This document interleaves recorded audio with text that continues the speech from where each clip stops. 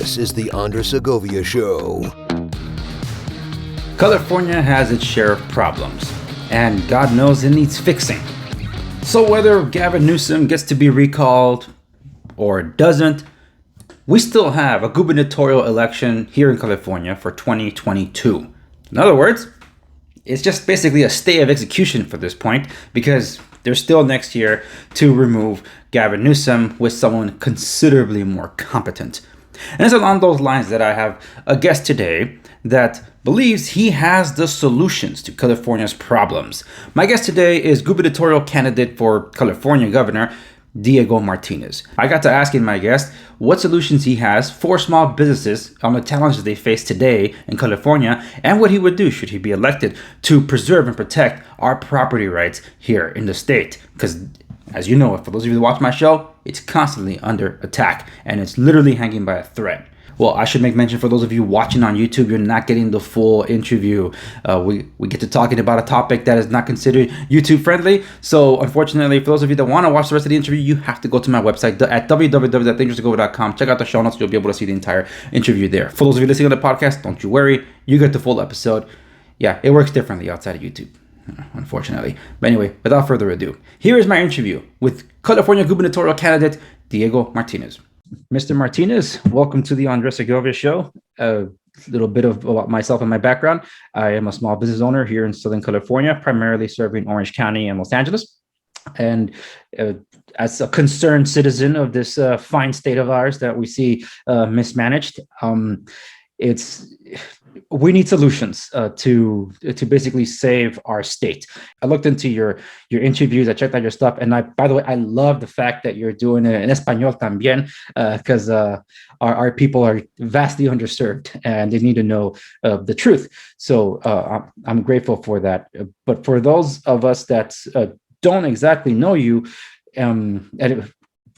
candidates, that's probably how it's par for the course. We don't know any of them until they make themselves seen. So can you tell us a little bit about yourself? I guess your elevator pitch for those, and why would someone want to vote for you for governor? Well, my name is Diego Martinez. I'm an immigrant. I came to the United States when I was 6 years old. I became a U.S. citizen in 2008. I've been a Republican ever since I was able to vote. I'm a small business owner, and I've had a business background. I've ran multi-million-dollar car dealerships at one time, and we took dealerships that were failing and made them profitable. We did that for about 3 years. Why should anybody vote for me? That's a good question. The real question is, why would a businessman who has a decent living, living the American dream, want to actually even be governor of California? Well, the first step is this. I'm an average person just like everybody else. It is sad to see where our state has ended. And it's even worse to see that our elected officials have failed us. And when I say that, I mean both parties. It doesn't matter what party you belong to. When the system has failed everybody, it's time that normal people, everyday people, stand up and fight for what we believe in. I believe in the state of California. I believe in the California people. I don't believe that there's a one party ruling. I believe that we all need the equal representation. I believe that we need to stop getting lied to. And for most, and I'm running on this, I believe real California problems need real California solutions. And I'm the person who's going to fix those problems. As a business person, that's my job, to create profit and to create solutions for the problems that are ahead of us. And California is a business, and it's time we open for business. Yeah, I happen to agree with just about everything you just said. But seeing that you're also a member of the Republican Party, it seems like we don't have any time for a primary. And did you make the short list for the recall election, or just for the 2020 gubernatorial campaign? Well, when I first started, I was running for 2022, and I started in March of 2020 because I knew not a lot of people knew me. First of all, new to politics, never had politics backing. Second of all, Diego Martinez. You have a Hispanic name in a Republican setting. Yeah, that's a double whammy. Third of all, you have to have enough money to be able to run. As a business owner, I've been able to self-fund my campaign this far. Now is to where I really need help from people who are listening to my show and say, hey, you know what? I'm ready to donate. So when you start running for office, you got to look at different aspects. So I looked at the 2022 election. I worked hours, weeks, days on the recall. So when the recall special election came, we're on the list. We are on the list to run for the recall. We're going to run on the recall. And the best thing about the recall, it could be the most honest and fair election that there has been in the state of California in a long time. But it's not even that. Look at the recall right now. We can make history in the state of California in different folds. One, electing the first Hispanic governor in the state of California. Two, recalling the second governor of the state of California. Three, replace the attorney general and the secretary of state within 3 minutes of me becoming in office. So you're going to hold 3 out of the top 4 positions in the state of California with one election. Gavin Newsom has given us an opportunity to do this when he appointed the secretary of state and he appointed the attorney general. Maybe they didn't believe that the recall was going to happen. But if California voters right now really want to fix voter integrity, this is the time, and you have got to pick the right governor. Because I will do exactly what I just said. I will replace the Secretary of State who will take care of our voter integrity. And I will replace the Attorney General, which will put in law that now we will need voter ID to vote in the state of California for your 2022 election. There is no one other candidate that will promise you that. Why? Because they're politicians, and I am not scared if I only run the remainder of the 2021 cycle and don't get reelected in 2022. Because by the time 2022 comes around, I will already have policies and things in order that would have shifted California in more ways than the last 8 governors have in this whole state. I am not a career politician. I am a businessman, and I will put California back on the map to do business. I will earn the right to get reelected in 2022. Well, you touched on the topic of election integrity, and that's one of those things that I did have on the list here to ask you questions. We have enough time. We'll touch on that one. So, with you separate yourself from the other candidates, and yes, un hispano running, and I believe you said you're from Uruguay, right? Uruguay. Yeah, Uruguay. Okay. Yeah, I'm Salvadoreño. My parents were born and raised there. I was born and raised in Los Angeles. So basically my story is LA. The good, the bad, and the ugly. Everything's there.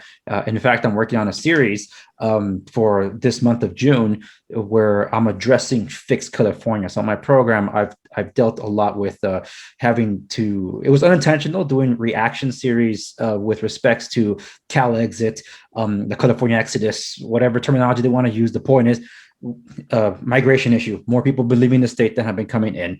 And as I predicted for the census years, like we're gonna lose the seat for the first time in decades, and that's exactly what happened. Particularly because 10 years ago we didn't even gain a seat, which is the first time California did not, and that's changing the political landscape all across. And the reason people are leaving just really comes down to economics and economic policy. So you're a small business owner. I'm a small business owner. So we're basically on the same wavelength here. I'm sure we can speak the same language in terms of what can be done for small businesses, because especially with 2020 being a year unlike any other in our lifetimes, it's small businesses were the hardest hits. And when I think it was just recently, we found out that at least 1/3 of all restaurants in California will not be reopening again because they were shut down due to COVID. With very little support being given to small businesses, what, if any, do you propose in terms of support for small businesses here in California should you be elected as governor? Well, that's a good question there, because that goes into basically California to me is all tied together. If you own a business, it's not how you open the doors, when you open the door, how many tables you have, how many tables you flip, do you have the right cook, do you have the right dishwasher, right? If you own a restaurant. So our small businesses took the hardest hit. But when I say I'm going to deregulate California, we have a special group of people that are going to go back and bring corporations back into California. We need the infrastructure. We need bigger corporations to maintain the small businesses also, not to get them out of business. So what we're going to do is this. There used to be trade schools in the state of California that are no longer here. We have really very little trade schools, so we're going to work with junior colleges and other organizations to bring trade schools back into California. We're also going to open up an apprenticeship program with these big corporations that we bring back for our college students to be able to have a job. Now, we talk about small businesses, just like yourself, just like me, just like a construction company. We're going to go and do on-the-job training. Okay? What does that mean? We're going to give you people who have never been trained. You're going to train them, but you're going to get a tax break for everybody who you hire that you're training to do a job. I want to get people back to work, but I want to give the employers an incentive to hire people without the trade that they normally would look for so they can get a tax break, because that's very important, because small businesses, we're getting taxed to death because we are the foundation of California. Yeah. Right. So if I give you a tax break for every employee that you hire that you're training, you get the best training. You pay them a lesser wage than you pay your people who've been with you who are trained already. Not only that, the state will give you a tax break for hiring these people, which will generate your business and help it grow. Bringing these big corporations into California, reducing their taxes by them hiring apprenticeship people or on-the-job training people will get more people to work. Just think about this. If you own a restaurant and you're in an area that's mostly industrial and right now it's shut down because there's not a lot of industry there, right? Mm-hmm. Imagine me bringing 10 new industries to that location. Where's your restaurant going to go? It's going to get busier because you're going to have a flow of more people working in that area to help you. So you're going to need people. So I'm going to give you a tax break to be able to hire the people that you need and to be able to expand your business. If a small business wants to expand within 2 years, we're going to give them a tax break for being able to open up a second location or a third location. We want people in California to go back to work. So the only way you know how to do this is deregulating California and bringing corporations back, giving them a tax break to hire people, on-the-job training, from trade schools, apprenticeship programs, but we're going to do the same thing for small businesses. Everybody gets the same tax breaks in California. Doesn't matter the size of your business, as long as you join the programs that we have. Because the idea is to get people on the job force and get you the support that you need and make small businesses more attainable. And what it is, when you own a small business, you know that our taxes are through the roof on everything that we do. We also have to lower the employment tax. We got to bring it down from 13 because that is way too high for small business to try to employ anybody. So if we bring down their employment tax down to a reasonable amount, which should be about 5%, what other states are doing right now. I want to make California competitive with Texas, Arizona, Nevada. I want nobody to want to leave California because of the standards of living. I want people to come to California for the opportunities for employment and for a better future and a way better, more beautiful state than any other. Yeah. And as someone, like I said, we're on the same wavelength. I'm a small business owner. I know exactly what you're referring to. And as a matter of fact, I just process payroll. So I know exactly what you're referring to. But most people that are not into business, that are more on the paycheck receiving side, will not understand what you just said as something that's fiscally responsible and possible. Instead of be like, why not force these companies to raise the pay to their employees by making the minimum wage possible, and to address the state debt or whatever and funding all these projects? Why not increase taxes on all these companies? So to those that do not believe that tax cuts are the economic engine to grow wealth and business, how do you respond to them? Well, it's very simple. I want to cut everybody's tax in California. Okay. If you're old like I am, if you're in your 30s or 40s, you remember making $3-4 an hour, a minimum wage. But we were taxed less, so $6-7. When we made $10 an hour, we have more money in our pocket because we were taxed less. The idea is to tax everybody in the state of California less than what we're getting taxed right now to make it competitive. So you don't have to. Okay, let me break this down in a simple manner. If I gave you $10 an hour and I paid you $15 an hour, at today's rate, your $15 an hour, a bulk of it more goes to the government than to you in your pocket. If I paid you $10 an hour, but lower your taxes, more go into your pocket than to the government. The idea is to cut taxes across the board so everybody can feel the tax break. Not the rich, not just corporations, not just businesses, but the everyday California worker. So what does that do? That goes into our immigration reform program because it all goes hand in hand. Right now, you have 2/3 of California paying all the taxes, right? So let's call it 25%. You have 75% living off all the programs. So you got to tax more people so you can pay for all these programs. You follow? Yeah. So with an immigration reform program of giving everybody who's here right now working a 3 to 4 year work permit where they have to pay taxes just like every other Californian, and you take the free programs away. No more free medical, no more free money, no more free housing, right? But you're giving them an opportunity to be able to pay taxes just like the rest of the California people, right? Now you have 100% of the people that are working paying taxes. You have more revenue coming in, just you can cut down taxes, but you still have the same amount coming in. So, and you're not spending so much because you don't have all these free programs going out. So in your economics, it actually grows your economics, not takes it down. Yeah, and I think based on what your response was there, you might have upset a lot of more stringent conservatives along the lines with immigration reform. Now, since trying to stick to the whole economics thing, I'm not going to delve into the immigration part, but one of the things that makes things difficult to approach on just about anything, particularly policy-wise, is that everything's so commingled. Everything with respect to everything's politicized. Same thing with any topics that money. Trying to talk about business and fiscal policy, it's gonna affect someone's, I guess, social political views because it's all intertwined because of all that's going on. So, having said that, I'm not going to dive into the whole immigration reform aspect of things and what that all means. But to the effect of what you said, it's also addressing an issue that needs to be addressed. That it's kind of like once the ingredients have been mixed, how do you undo those ingredients? At that point, no, you just work with what you got and try to finish making whatever you're going to make with those ingredients. But that's all to what I'll say with respects to immigration. Now, back to the economics of things. Along the route, I like what you're presenting. And for anybody that questions the whole minimum wage thing, we actually have a previous example with what happened with the Kroger stores and the Ralph stores here in LA County when LA forced them to raise the minimum wage to $15 an hour because there you go. See, finally a win for the little guy. How many people were laid off? I think at least somewhere between 15 and 20 stores were closed. So we have more people that are unemployed.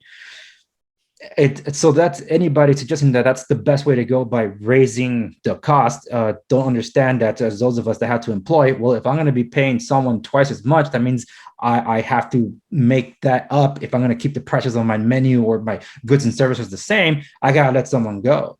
And some people don't see that side of things because, of course, unless you walk on someone else's shoes for a mile, you're not going to understand what that is. That's one of the reasons. So I agree with the whole necessity of policy-wise and regulations that can help alleviate a lot and spur the engine of economic growth going here in California. Again, particularly because we're the most despite the fact that we lost a lot of people, we're still the most populous state in the union. And there's people that do want to work despite how much the state wants to turn us to a welfare state. But along those lines, with respects to small business and how 2020, again, been a year unlike any other, I don't see any reparations or anything being offered to any small business that have been looted or vandalized or just the people that are too concerned to open back up because of it. And this is going to tie in later, so we'll bring it up then. A vagrancy that happens, which is unfortunately sometimes happens with our homelessness crisis, which the homelessness thing, if we can touch on it towards the end, we will. But with respects to small businesses, any other helping hand that you can give to these businesses that have suffered because of the looting and rioting, because apparently we have DAs like in LA that are letting them do this, but if a small business dare disobey a state mandate, they're shuttered like that, or health inspectors show up and they try to close them down. But if someone comes in following COVID guidelines or not, but if they went in there and just tore up the whole place, they were just expressing their anger because of racial injustice.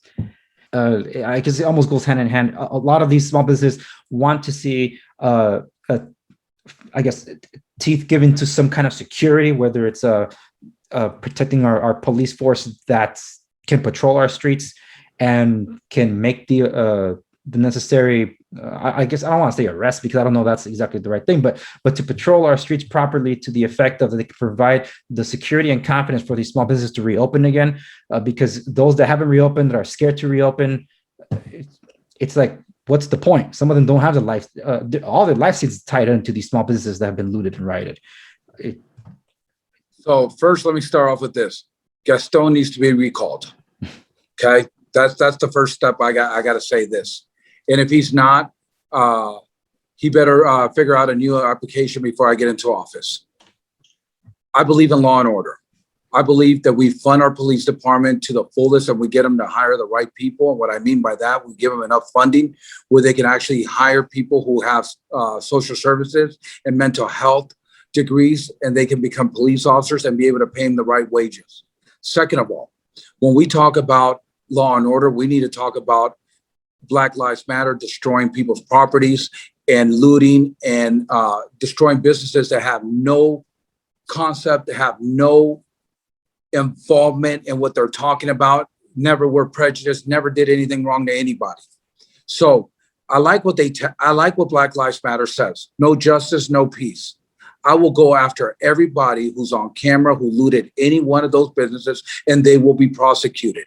And that's why it's so important that I changed the Attorney General in the state of California, because what Gaston is doing, we will prosecute him for not doing his job and prosecuting people that he's supposed to prosecute.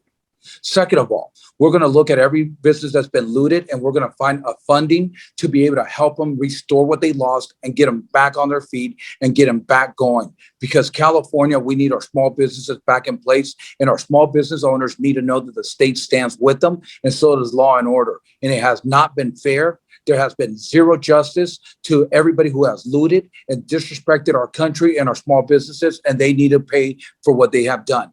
Now, if you get a political figure trying to bail somebody out, they will be prosecuted for the same thing. For for assisting on the crime that they're doing. We will prosecute anybody who breaks the law.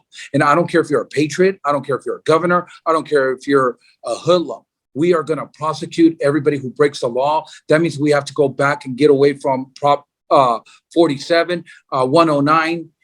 We have got to get rid of these where if you do a small crime, you get cited and released. No, if you do the crime, you're going to do the time.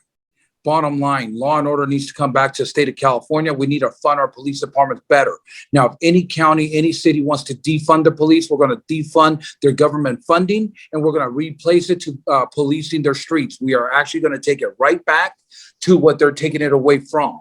And we're going to have police on the ground, boots on the ground, walking the streets and earning the respect of the people in those neighborhoods. And we want people to feel safe.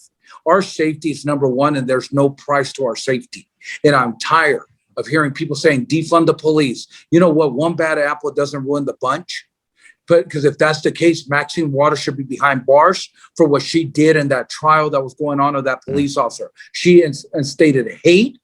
She caused a mistrial, and yet none of our representation has said anything to her. And what she did was break the law. She needs to be in jail too. So for our small businesses who have suffered underneath this, I will help you get reopened, and we will have justice for what has happened to you. Well, I'm trying to be as impartial as possible, but you also touched on things that I wished more people spoke out about. So first, I commend your bravery to speak out because you're going literally against the grain here. And with respects to law and order, our wonderful governor that is being recalled signed into order that's about 74,000 more inmates are going to be released. Over 60,000 of those are violent felons. I don't know what timeline that was really meant to be placed there, but I'm assuming the state should know where they're being released to. How does that get addressed? Let's say they're released before you become governor. We monitor them, and as soon as they commit a crime, they go right back. We make them serve the remainder of their time that they had. There will be no plea deals. they will go right back to jail. They'll go right back to prison. We are not going to shut down prisons in the state of California. As a matter of fact, we need to go into every prison and fine tune them and make sure that their budget are running where they're supposed to. Unfortunately, there's a lot of wasteful spend in prison systems right now, that if we actually take it down like a business, take the prisons like a business and fine tune them and run them on a shoestring budget per se, that we can actually get more out of our prison than what we're doing right now. And it'll cost us less to keep these people where they belong. Our governor right now is a moron. He actually went out and released 76,000 inmates and is shutting down 2 prisons. Susanville's already shut down. Where do those prisoners go? Not only that, if I could prove what I think we can prove, he's going to end up in jail for endangering people's lives, because he wanted San Quentin so bad that he moved inmates from other prisons that had COVID and put them in San Quentin so other inmates will get contaminated with the virus, to where they had to clean out most of the inmates out of San Quentin. Because what he didn't realize is that if you got sentenced to death in San Quentin, you have the right to say, I don't want to transfer. And a lot of the inmates did that, so he couldn't get San Quentin. So he found a way around it by bringing sick inmates and putting them in that prison so other people get sick. But they're on First of all, the California people signed that we wanted the death penalty on the ballot, that we wanted to keep it. Gavin Newsom went and took that away from us. We have a dictator. What we need in California is a governor who will stand for the people of California and do what the people of California want. My personal feelings don't have anything to do with the job of the California people and what they request of me.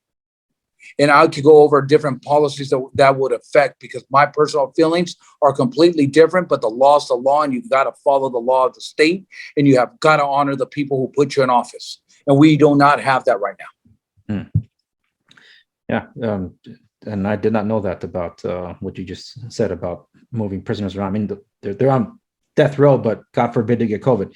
They have a 99% chance that they'll recover.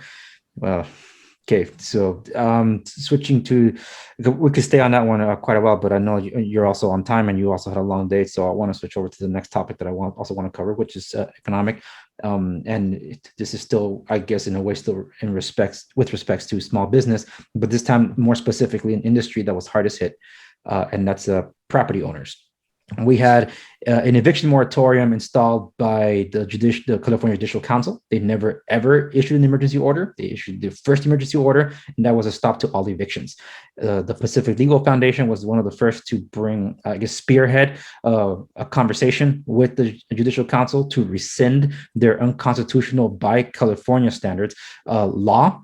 And when they realized that they were going to be sued over this, and they had no standing in this whatsoever, they timed it nicely to remove the emergency order when Gavin Newsom installed his own version of an eviction moratorium that's due to expire June 30th. I mean, they keep moving the goalpost on this one. With respects to everything else the property owners had to do, they're the only ones that had no benefits, assistance, or recourse offered to them, but the tenants were, despite the fact that there are a lot of tenants that could pay, never lost their job. They were considered, essential workers. But property owners couldn't collect the rent. They were told they couldn't collect the rent. And they had to keep the lights on in some cases, because in some cases they had to pay for the utilities. Of course, they had to pay for the insurances, because they couldn't stop paying the insurances. The insurance companies wouldn't afford them anything. I know too many people within the network of property owners that ended up selling their property to get out of here, because what was the point? They even sold it with the tenants in there because they couldn't evict them. There's a lot of real estate that is held up because it's contingent on the property being vacated, and there are no evictions, depending on where you are permitted. And LA is even worse. If this guy does not remove the eviction moratorium, would you commit to removing the eviction moratorium should you get elected as governor? I'm going to actually do something better than that. First of all, that's going to get removed, but before I remove it, I'm going to go work with the banks and make sure that these people do not lose their homes. Because right now, rental properties are going to start losing them. And the reason, there was a conspiracy that Gavin Newsom wanted to do this so the state would buy these properties up and give them to the homeless and give them to less fortunate people. Well, that's not the way this is supposed to work. So before I remove anything, I'm going to go work with the banks and allow these people to have enough time to actually make up. And we're also going to do a special funding for the people that got hit the worst. And that because this is something the state did. This is not something that's man-made. This is something the state did. The state should have stayed out of people's properties because people are getting unemployment. People are getting an opportunity to make the payment. The average person made $4,000 a month on unemployment. They can pay their rent. So unfortunately, the state got in the middle of something that they should have never gotten in the middle of. Now it's the state's problem to fix it and make sure that the homeowner gets protected on what's going on. We will remove the no eviction to where people that haven't paid rent need to get evicted. But we're also going to give the homeowners that are backed up on their mortgage payments an opportunity. We're going to give them government funding to be able to cover that. Instead of giving $125 million to illegals or undocumented people, we're actually going to give it to the homeowners who the state of California affected on this. And we're going to make sure that they save their houses. We'll at least get them up to date to where they can save their houses. Then they can make their own decisions on what happens to their property. But what has happened been a tragedy. It has been unfair and unconstitutional to the people who are the homeowners who are getting left behind because now they're going to get a foreclosure. Now they're going to lose their investment. Some people, that's their retirement that we just took away from them. And that's not right. It's not fair. Yeah. It's along those lines too, that some municipalities overextend their power. And King Garcetti is one of those that I don't know to what effect the state can get involved and strike down an unconstitutional order. And by all means, what Garcetti has done is unconstitutional, especially with respects to, say, the rents are not allowed to be raised. Technically, they cannot in rent stabilization ordinance. That's one thing. But what he was doing was on saying that it only applies to the RSO, where I guess he's trying to use it as cover for his unconstitutional move to say you cannot raise the rent in these RSO areas, rent stabilization ordinance, in Los Angeles. And if you do, you'll only be able to do so 1 year after I declare the emergency is over. Who's to say? Like, what if there's the next strain of the coronavirus comes around and says, we're going to shut down again? So the government has very little reach sometimes what we could do with what a individual mayor does. Mm-hmm. But what we can do is something that nobody else wants to do. We will recruit the right person to be the mayor of that town. We're going to help them campaign. We're going to help them get their fundraising, and we're going to get those people out of office. We're going to get the right people in the right offices that need to be there. And I'm not talking about what party or the other. I'm talking about the right person for the job. Mm-hmm. And that's what California people need to start looking at. We keep hiring our party lines, and guess what? We keep failing because both parties have failed us. Perfect example, the mayors of LA has failed the LA people. So now we need to get the right candidate to run for office, and we need to unite and get the right person in there that will do the best for the California people, or in this case, the LA people. We will help LA. We will help every county that we can to make every county better than what it was. And when it comes to state law, we're going to make it official that everything is across the board the same, so that there is no person like that trying to make their own rules, trying to make their own laws. And basically because he just feels like it, because there's really no theory behind it. Yeah, and it's along those lines that it's more of like a peripheral to this.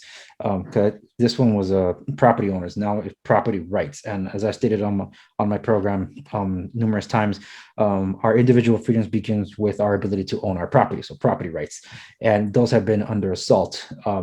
Particularly here in California, we literally have only one law left protecting property owner rights, and that's Costa-Hawkins, and is continuously under attack.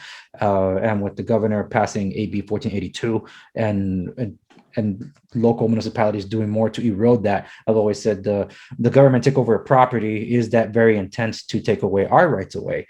And with this whole thing that happened last year, there were more cries for abolishing landlords. What would you as governor do to protect our property rights? I will make sure that everybody stays where it's at, especially like when you talk about Prop 13. We cannot keep taxing Californians to death. That's exactly what we're doing. And it's almost like the government keeps wanting to tax us on our property so that we can't afford property anymore. Actually, I got an affordable housing program that's going to come in effect once I become governor, so more people can actually afford housing, not less people. We're going to make housing affordable for everybody, and we're going to deem it not based on your credit. We're not going to deem it based on your credit. We're going to deem it based on your ability to be able to pay. You have old warehouses. You have different commercial buildings that we can actually turn into housing. We just got to rezone them for residential. We cannot keep raising the cost of living in the state of California. Nobody will want to live here. That means your property taxes need to stay where they're at right now without keep raising them. Your property taxes were set on a certain level and they need to be there. This is a shame. And watch this. You paid for your house for 30 years, right? You still don't own it because you're still paying taxes on it. And if you don't pay taxes on it, somebody could take it away. I'm actually going to look at a system to see if after your house is paid off, if there is no such thing as property taxes no more on your property. Interesting. If we can remove your property tax, because guess what? You already own your house. You already paid your taxes. Okay, when you bought your car yesterday, you paid your taxes that day. You don't pay them every year. You pay your tax, but you don't pay taxes on the same purchase that you made. Think about this. You pay property taxes when you bought your house. You pay property taxes every year. Why are we getting taxed all the time on the same property that we already own? I never actually heard anyone say that before. That's definitely making you unpopular with the left because they see this as a revenue engine. Well, here's the reality is you bought the property. Mm-hmm. Why are you still paying taxes on it? That's true. Now, if you sell it, the new owner has to pay taxes on it. Yeah. If you give it to a relative, they should pay a transfer fee, maybe half of a tax on it, but they shouldn't get retaxed on a property that you already paid off. Mm. So you never really own your house. So did you buy your house in the foundation or did you buy the land that your house sits on? You know, that's very, very interesting. And if somewhere along the line, along the campaign, if we're able to reconnect at some point, I would love to pick your brain on that, because I'm doing a series just on that very thing, addressing the housing affordability crisis. And I'm glad you mentioned it that way. But I also found out that the politicians, both on the good and the bad side of this subject, they're saying the same thing we are, but when they say it, they mean something different with respects to how do we make the properties more affordable versus more housing availability in the terms of the way they see it. And I was just actually watching an interview with one of the councilmen from Beverly Hills that was talking about this. At first, I had my shields up because I don't know, I'm not agreeing with this guy's saying. But then I basically finished the interview to hear him out, and I found myself agreeing with almost 90% of everything he said. But I just found out that they're using a different jargon. But anyway, that's a bit of a sidetrack there. But like I said, it's an open-ended invitation for you if you'd like to discuss that. I know I would with respect to that, because it's exactly in the field that I'm in. But with touching back on the property rights angle of things, I'm not sure how much you know about this. I actually found out about this recently. It's the foundation I recently mentioned, Pacific Legal Foundation. They were representing pro bono the CEO, Mike Farner. He's the CEO of the Cedar Point Nursery. They provide more than half of the strawberries of California, maybe I don't know how much of the United States, but several years ago, I guess I saw the video of the United Farm Workers coming over, showing up, and I didn't know anything about this because I'm not in agriculture, and I'm not dealing with that kind of union presence. But apparently, rules do allow some kind of easement to allow union workers to show up to private property for about 3 hours out of the day, 120 days out of the week, to basically recruit workers to join their union. He sued to basically bar them from showing up to his private land and interfere with his work. But California being California, the courts didn't side with him. So this is actually getting to the Supreme Court. So that's why I asked along the lines of what you would do with respects to protecting property rights. And you brought that up about even being able to eliminate the property tax after you've purchased your property. But I don't know if you knew about that, because I didn't know that goes on. And I think that's crazy. So California is such an open, and I'll kind of flip this a little bit. I could be sitting in my house right now like I am right now, right? Mm-hmm. You can walk into my house right now. You can walk in my door, go to my refrigerator, make yourself a sandwich, sit right there. I can't touch you. I can't do anything. I can call the police, say you're trespassing. They'll come, ask you to leave. No big deal. Okay. It's kind of like the same thing that you're talking about. Except you got union representatives coming in trying to take your employees away from you, trying to get them to go join the union so they get more wages, so they get this. To me, a private property is exactly what it is. It's a private property. Nobody should be allowed on there if they're not allowed on your property. So we got to change California law to protect the property owners. Also, in the agricultural business, we have got to help secure the employers that employ people and not let the unions get in the middle of it and mix with it.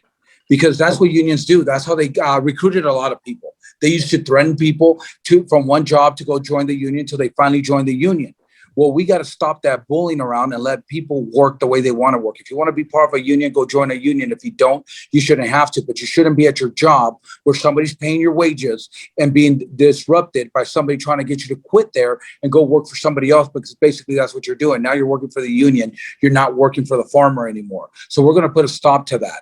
And we'll find the unions till we're either going to break the unions or they're going to abide by the rules. And the rules are, if you want to recruit somebody, you do it after work. You do not do it at their job where they're working.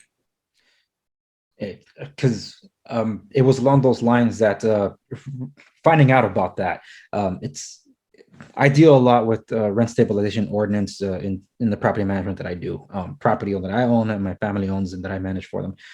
And I also dealt with on the construction side of things because I was born and raised in a construction company and seeing just how crazy it is, particularly LA, because that's the one I dealt with that has the strictest form, where we have a housing department, we have the building department, of course, because that's what they deal with, permits and all that.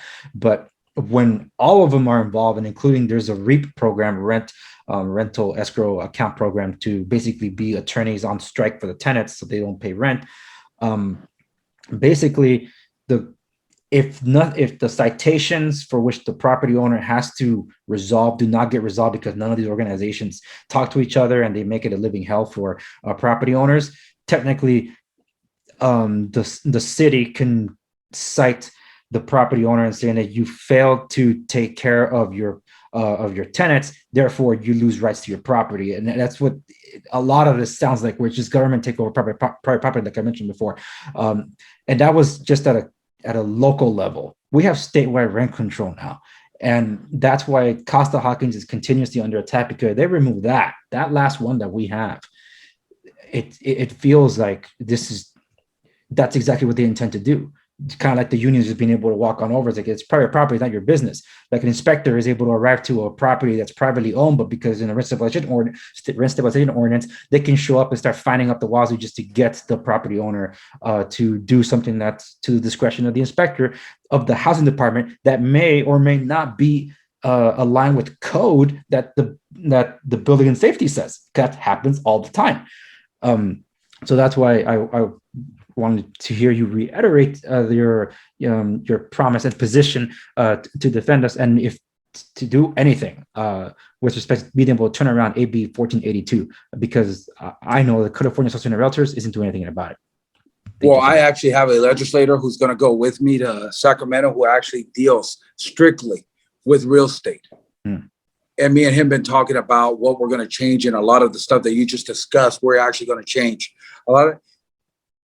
If you want to go to your tenant's house, you have to give them 24-hour notice. Mm-hmm. If somebody wants to inspect your house, they should give you the same courtesy as the landlord and the tenant. So you should be able to be there when they do it.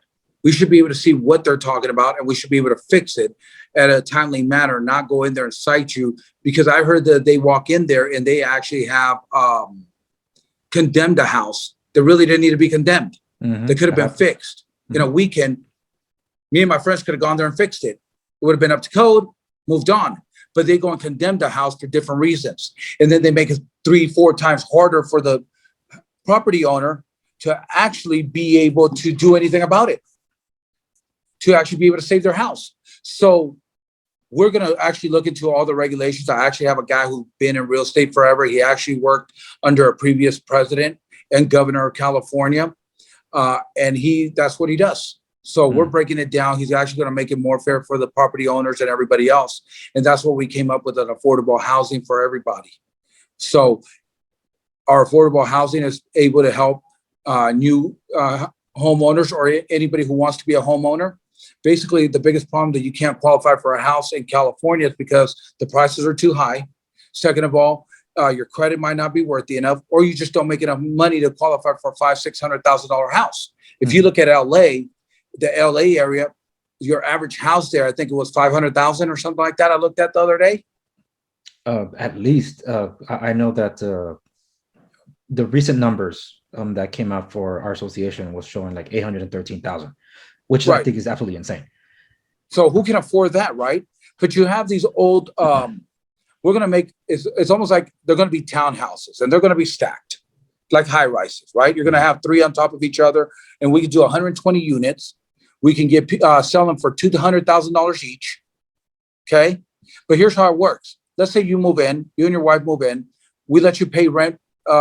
We figure about $1,500 a month for a year. Okay. That pays your homeowners association, which will pay for a handyman, gardener, keep up the whole property.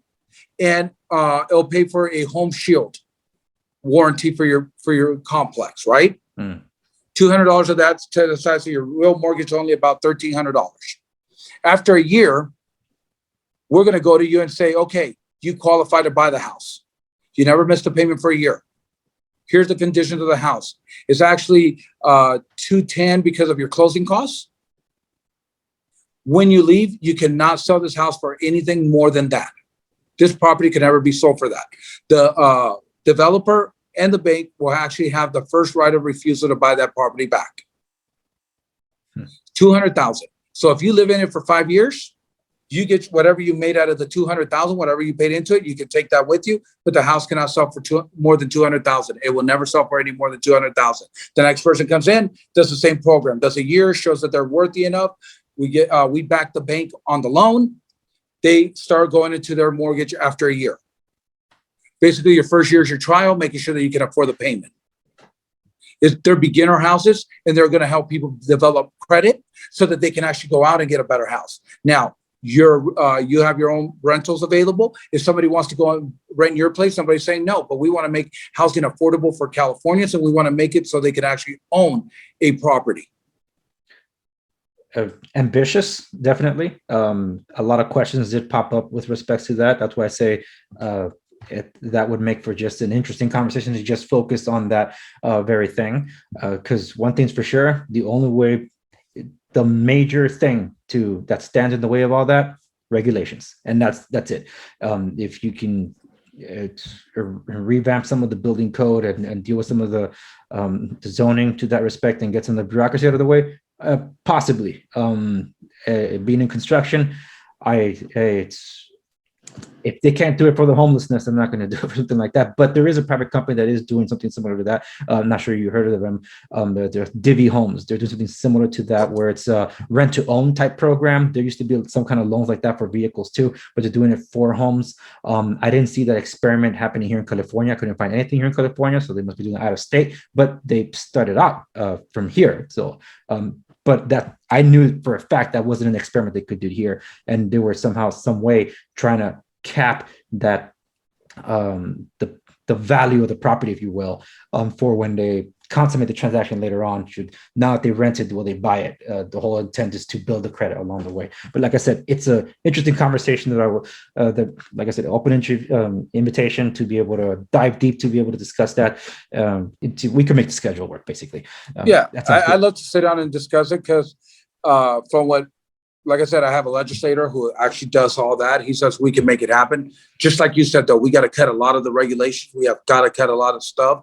The capping on it is made so it's affordable housing. This is also available for senior citizens that are on a fixed income that can actually afford to have a place that can't afford now. So we'll reschedule for another hour, and I bet me and you could take up the whole hour discussing on how just this one project could actually work if we did it right. And what the concept of it is. Yeah, that's exactly what, like I've been saying. I think we spoke about this in the pre-interview, where this month I've been basically just touching on that very thing. Like, it's gone from hashtag Save California to hashtag Fix California, and one of the things, it's literally starts with housing. Get people into homes, addressing the homelessness issue. It's all part of it. Seeing that we're running up on time, I don't know how much more time I have of you, because if you have time for one more topic, then this is where I'll We can go. I'm all yours. I actually set my evening aside for you. Well, I appreciate that. So for those of you watching on YouTube, this is where I'll have to leave it for you. For those of you watching the other platforms, you'll be able to see the rest of the interview. But for those of you on YouTube, the only way you can watch the rest of this interview is by going to www.dangeroussegovia.com. Check out the show notes. You'll see the full video there, because the topics that I want to ask him here is not YouTube friendly, because, well, maybe it is, maybe it isn't. In some cases it is. But for those of you that we're saying goodbye to, Mr. Martinez, how can people that are interested in learning more about you or supporting your campaign do so? Where can they go? Diego Martinez for Governor.com is our website. We are on all social media under Diego Martinez for Governor. I have my Facebook. My strongest Facebook is Diego Martinez for Governor 2020, because Facebook wouldn't let us change it. And it also says unofficial, because even when we became official, they wouldn't let us change the name. So I use that as a punchline now. It's unofficial, but we're really official. So come on over, take a look at what we got to talk about, ask any questions. Thursday mornings, I actually do a live on Instagram and Facebook, and it's called Waking Up California with Diego Martinez. And I invite everybody from any party to come on in, and we just talk about normal politics that are going on, and more than welcome to ask me any kind of question, and come on and join the show at any time. Also, I invite people on all the time. And if you request, you come on. We're not hiding or going from anybody. And you mean that literally.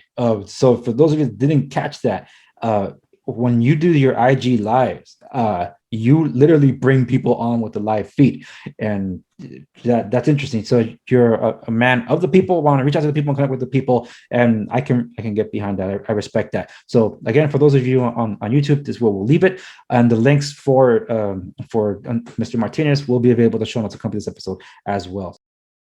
Hey, you made it to the end of the episode. Hopefully that means you liked it. By all means, show your support by hitting like down there. And if you haven't done so already, please subscribe to the channel. And if you know anybody that will benefit from the content that I display here, by all means, please share it with those that you know. And I'll see you, and hopefully them, in the next one.